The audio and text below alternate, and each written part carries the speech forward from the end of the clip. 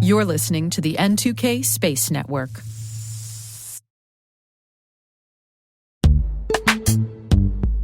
This episode is brought to you by Palo Alto Networks, the leader in cybersecurity. As AI-driven attacks increase, organizations can't afford to have network security that's stuck in the past.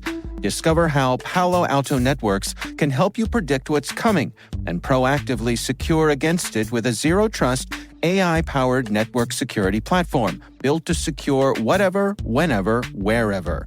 To learn more, visit paloaltonetworks.com/network security platform.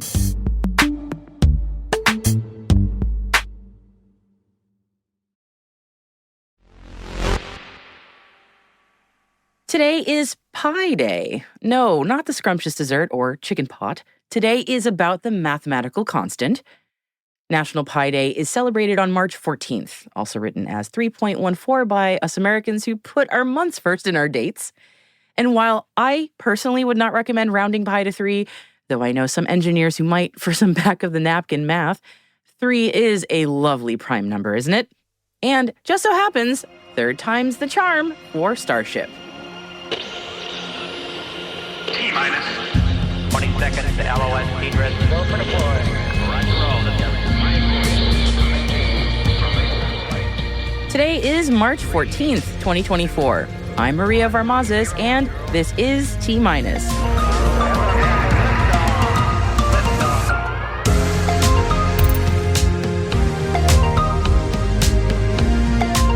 Starship launches for a third test flight.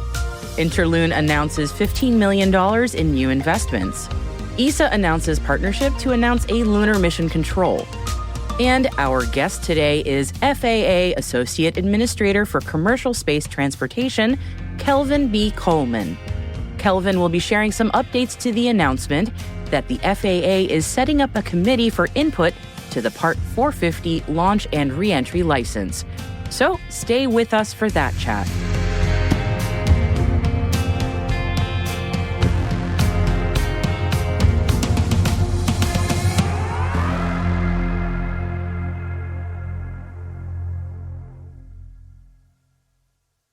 Let's take a look at our intel briefing for today, shall we? 5, 4, 3, 2, 1.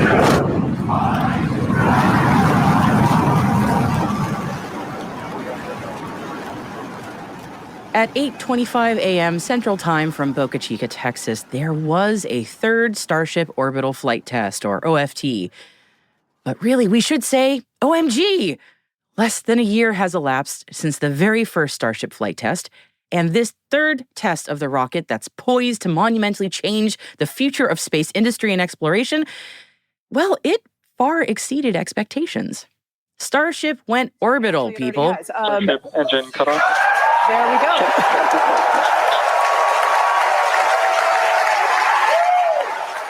As you heard there, by the call out and from the crowd behind us, Starship's 6 Raptor engines have successfully shut down. We heard a call out for nominal orbital insertion, which is incredible. Look at these views, Dan. When you talk to folks in the space industry, as I do, you notice a lot of common threads in conversations, and one of them is how eagerly folks in military, government, and commercial space are waiting for SpaceX's Starship to start launching missions, payloads, and people to orbits, the moon, and beyond. That is because Starship has the aim of being the first fully reusable spaceship that also has an enormous carrying capacity. Those two considerations combined mean getting to space, once Starship is a go, will be cheaper by huge orders of magnitude. And cheaper to get to space means more will be getting to space for less and more frequently. So, no surprise, anyone who's got a hint of space geekery in them had a big smile on their face this morning because SpaceX's Starship had its third orbital flight test and it did way, way better than I think even SpaceX was expecting. So, quick checklist of what went well in today's test. Starship successfully lifted off, yes. All 33 Raptor engines on the Super Heavy booster fired, yes. Starship's hot staging separation, a success there too. The Super Heavy booster headed back to the ocean. We saw it starting its landing maneuvers, but not all engines fired at that point, apparently, and it had a hard water landing, not the controlled landing that we were looking for. Okay. Starship, meanwhile, continued on and hit orbital speed, and while it wasn't planning to today, as you heard in the audio clip at the top of the show, it also hit orbital insertion. And Starship also tested its cargo bay doors, which it's going to need to open and close successfully if it's going to insert SpaceX's own payloads, not to mention customer payloads, into orbital space.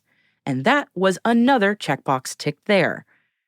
Re-entry for Starship began somewhere over the Indian Ocean, but we didn't have a full re-entry for Starship as it was declared lost once both the Starlink network and the NASA Tracking and Data Relay satellite system lost contact with it. But all in all, pretty fantastic progress for SpaceX's third Starship test.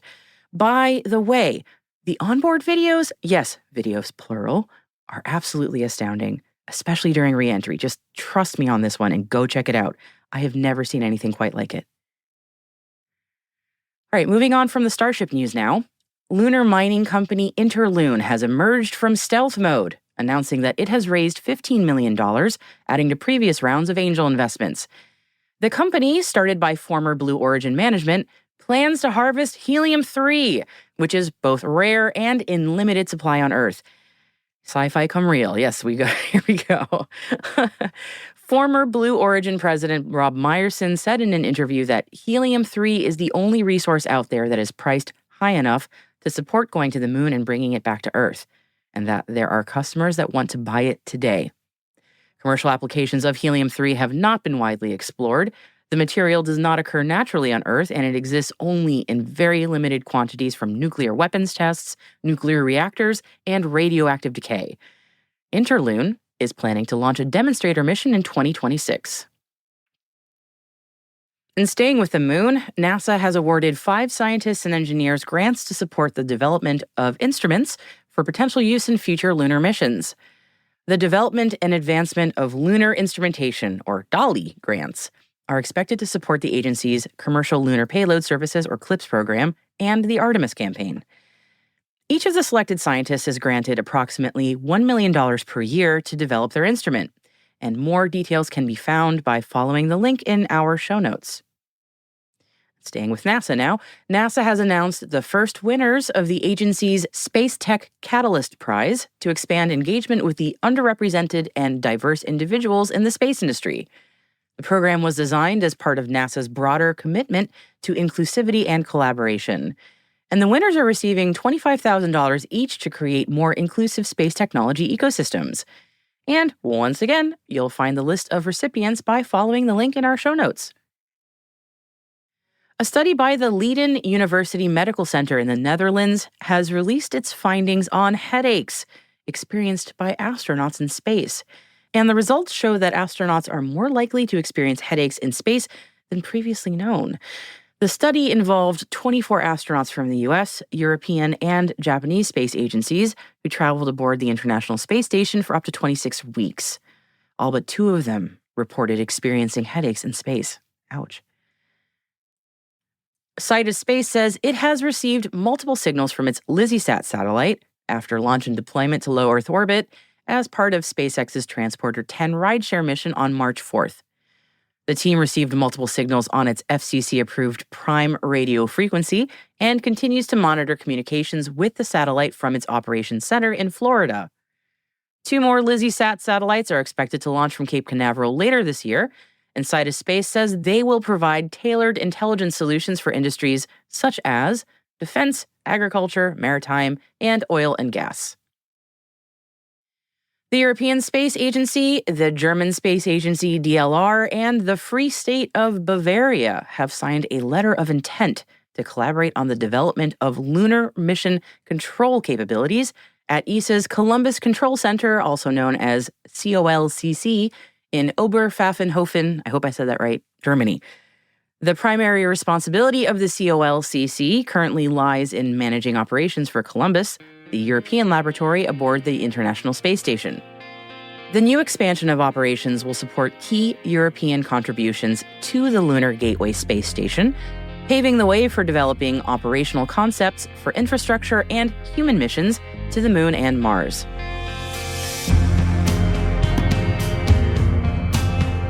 And that's all we have time for in today's briefing.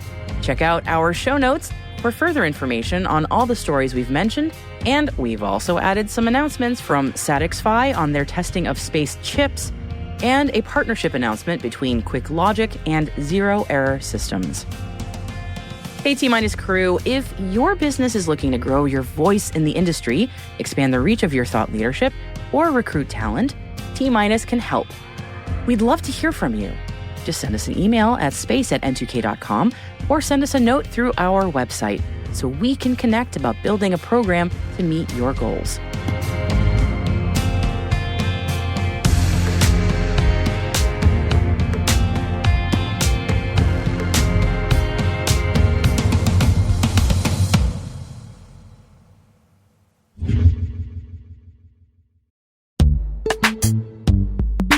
Imagine a world where you're always one step ahead of cyber threats, where your defenses are impenetrable because you see what others don't.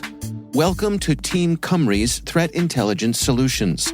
With real-time access to the world's largest threat intelligence data ocean, they enable you to turn the tables on attackers.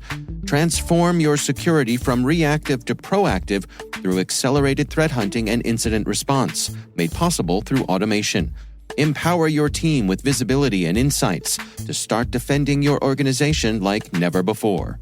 Team Cymru. Be the hunter, not the hunted. Learn more at team-cymru.com/cyberwire.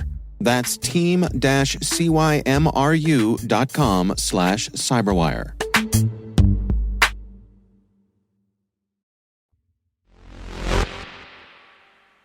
Our guest today is FAA Associate Administrator for Commercial Space Transportation, Kelvin B. Coleman. I started our chat by asking Kelvin to explain to us about his role and what goes on at AST. I have the pleasure of serving as the Associate Administrator for the Office of Commercial Space Transportation at the Federal Aviation Administration, and primarily, we regulate and oversee U.S. commercial launch or reentry operations, and my role as Associate Administrator is to ensure that we're meeting our mission, which is to enable safe space transportation, and we're providing value to the U.S. public and to the U.S. commercial space transportation industry. Thank you so much for joining me today, Kelvin. I really appreciate it. And what brings us together today is talking about Part 450, which as someone who does not know a whole lot about regulations, I went, okay, what is that? And I understand that it's very important. So can we just start with the basics? Could you walk me through Part 450 and what it's designed to do? U.S. regulations are, they're called parts, if you will. There's different regulations that cover different topics. Most U.S. launch and reentry regulations are found in the Code of Federal Regulations under Sections 400. Part 450 specifically deals with launch and reentry operations. And so these regulations apply to any U.S. company or any U.S. citizen that is seeking to conduct a launch operation in the U.S. or anywhere else in the world, or a reentry operation that will reenter into the U.S. or anywhere in the world if you're a U.S. operator conducting that reentry operation. We stood this new regulatory part up about 3 years ago. It's all-encompassing.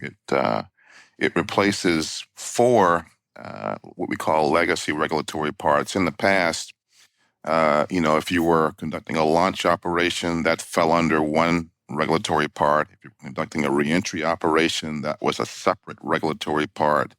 If you were an experimental vehicle, that was yet under another regulatory part.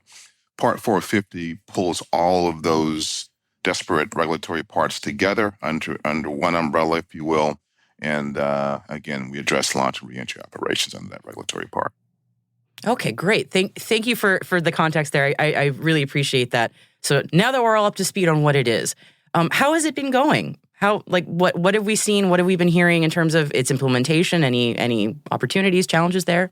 Sure, absolutely. And I should mention, Part 450, it really relies on performance-based procedures. So operators understand the safety performance thresholds they have to meet, and the regulation allows them to innovate in ways that are helpful.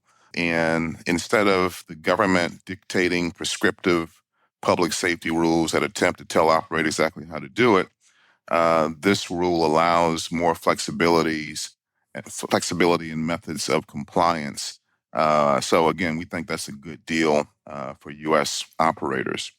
It also allows the FAA to shift away from what we call mission by mission approvals and move towards approvals of processes and methods so we can be more efficient. We think this is really a game changer. And we designed Part 450 to allow operators to obtain a license for a portfolio of operations. Now, more specific to your question, how's it going? Well, I do want to mention that, 4 or 5 years ago, when we were contemplating and looking at our regulations that were on the books, there was quite a bit of support from a number of stakeholders, industry, obviously, that wanted to see Part 450. We were enthusiastic about it as well. So, we moved towards putting the regulations on the books, and we were successful in doing that in a record period of time. Usually regulations take about 5 years to go from start to finish to complete. We developed Part 450 in about 2 years time period, which is really, really fast.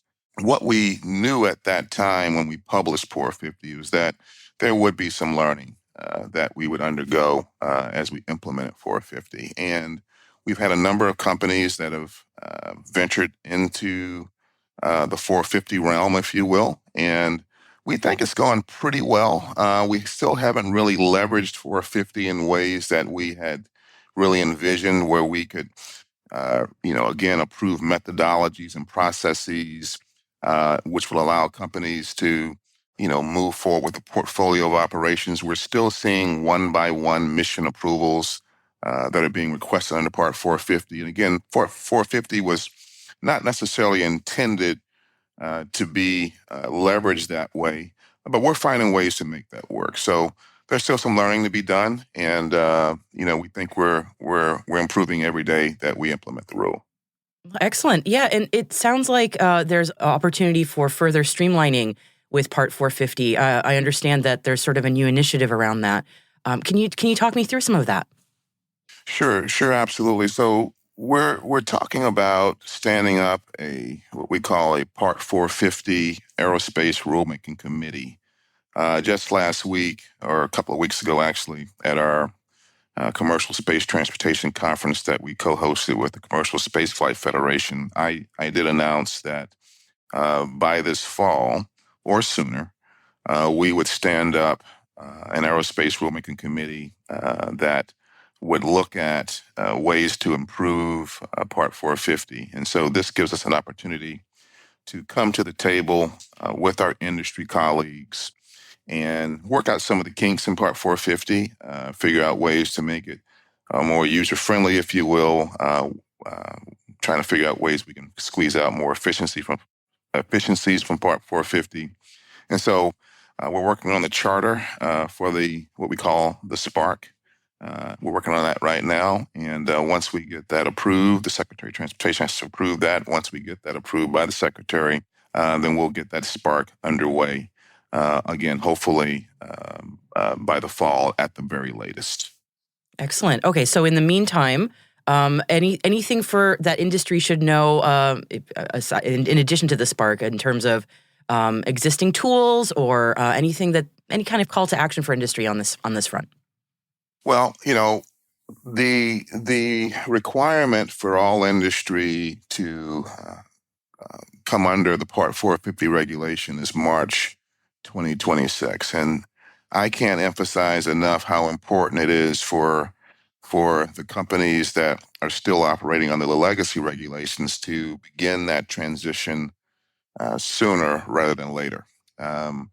It's it will be a very significant challenge for us to try to do a lot of companies at once close to that March 2026 deadline. So we're trying to urge companies to start talking to us now and begin making that migration, if you will, over to Part 450 now and not wait until the 11th hour, if you will, to make that transition. So we're really asking companies to come in and talk with us about 450, talk with us about ways that Part 450 can be leveraged to benefit their programs, and we're open to do that anytime.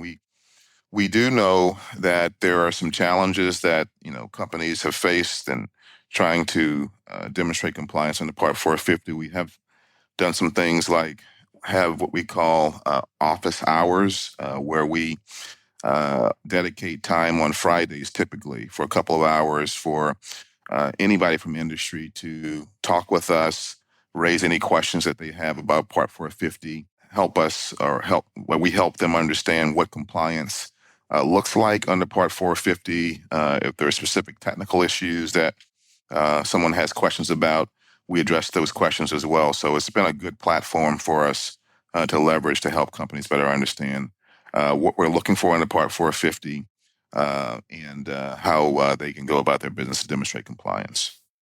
Okay, so very important deadline coming up. Even though it's 2 years out, that comes fast. And also this fall we've got the Spark. So between those two, there's a lot going on. So you've been very generous in walking me through Part 450 and the proposed streamlining, and I greatly appreciate that. And I wanted to make sure that as we close, any last thoughts, anything that you want to make sure that people know about anything we've talked about today? Just wanted to give you the podium, so to speak. Well, thank you. I appreciate that very much. And it's been a pleasure to speak with you today. I really appreciate your time and your audience's time. Commercial space transportation is very important for our nation. It brings us so many benefits to our society. It preserves our national security. It helps us in our civil exploration ventures, if you will.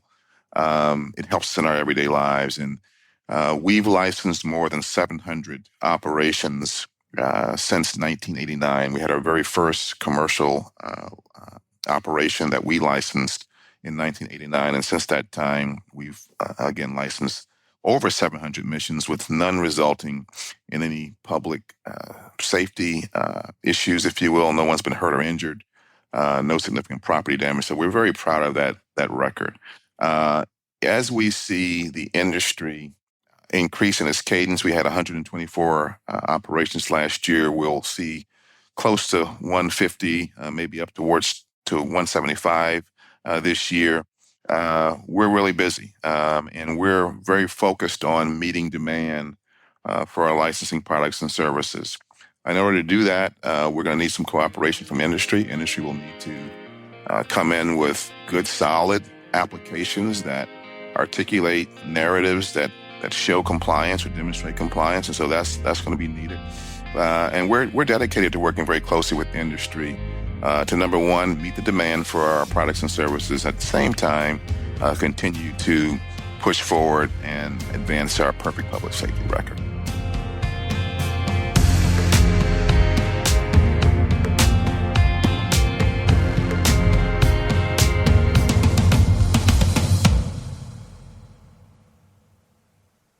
We'll be right back.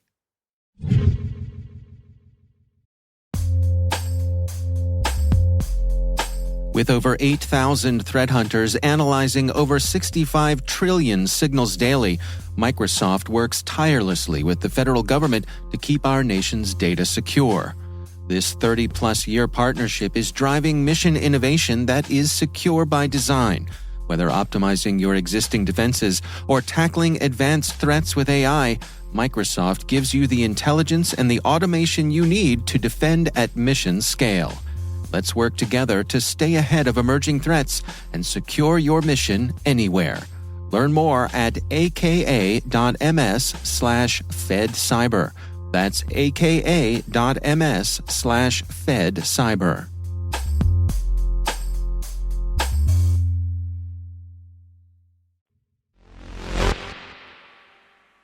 Okay, welcome back. And we mentioned at the top of the show that it's Pi Day, and as space fans and generally just nerds, we couldn't let it pass without more of a mention. You see, pi is used in space, yes, again, the mathematical constant. Engineers use pi to calculate the paths of spacecraft, including rockets and satellites, and astronomers use pi to calculate distances between celestial objects, such as stars, planets, and galaxies. Where isn't pi used, really? The man himself, Pythagoras, taught that the Earth was a sphere at the center of the universe. He may have been a little off with that theory, but he did recognize that the orbit of the moon was inclined to the equator of the Earth, and he was one of the first to realize that Venus, as an evening star, was the same planet as Venus as a morning star. So go out and enjoy today. Get yourself a real slice of pie, perhaps, because it's been a pretty great day for the space industry, and who really needs an excuse to enjoy pie?